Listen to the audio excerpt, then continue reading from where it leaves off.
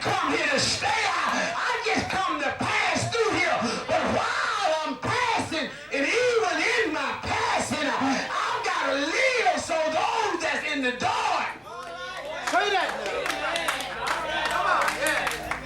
You see, when folk know who they are, they don't have to be a follower. They are a leader. And if you know that you are anchored in Jesus, you don't have to follow the world. No, the world need to follow you. Yeah. So many times we lose our identity. Oh yeah, we go on a job. They get to slapping cars, we'll slap them too. All right, come on. Yeah, they get to doing a lot of things. We'll do the very thing that just as they doing. Someone said this morning is that, you know, it's sad that when you say you know the Lord and God bless you, and everybody else there, you go there first of all, and you tell the Lord how good and how grateful you are. And then even at lunchtime, no one else is saying prayer. Oh man, let me tell you, one thing I discovered is that I used to remember the days when I was going to the doctor and I was going through my leukemia, and I tell you, man, I was in there. I was the smallest thing in there because I had lost almost 100 pounds and I still hadn't found it all yet. You understand? But every Monday morning I would go in the doctor's office and I would stand up on his table and I would say, ain't God good? And I know it is not a good word. Don't you realize how good God is? Everybody was sitting in there, no face, and I would say, oh, I'm happy this morning.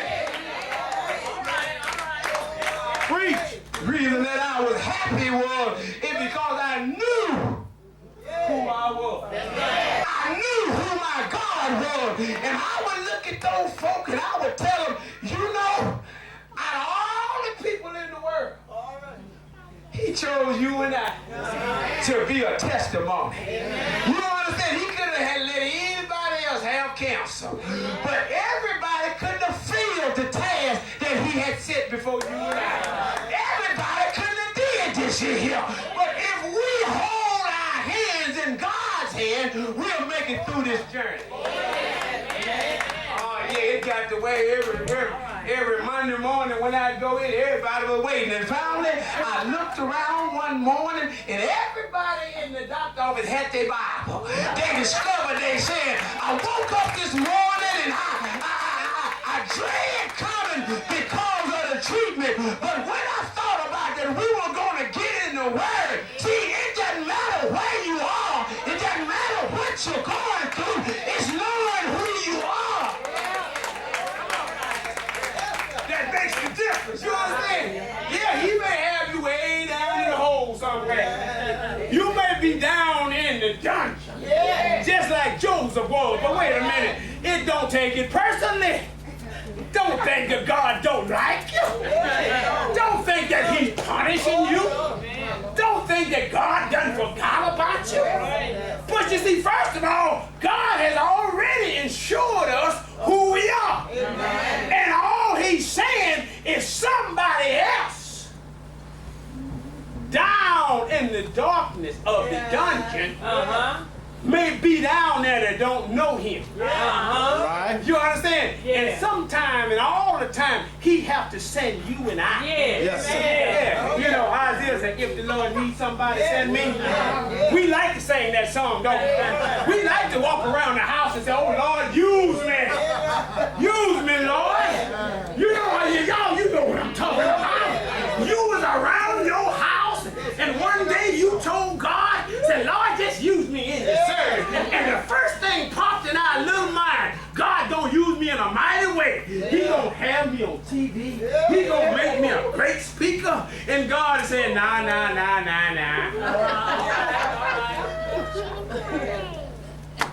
I told you about when I first became a Christian. I thought I said, Lord, make me strong.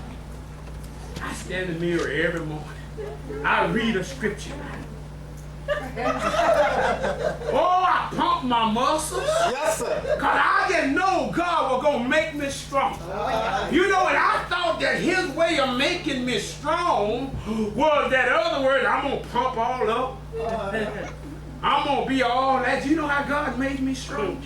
He broke me all the way down. He took everything that I had. You understand? We went from about 190 grand a year down to we couldn't even get food stamps.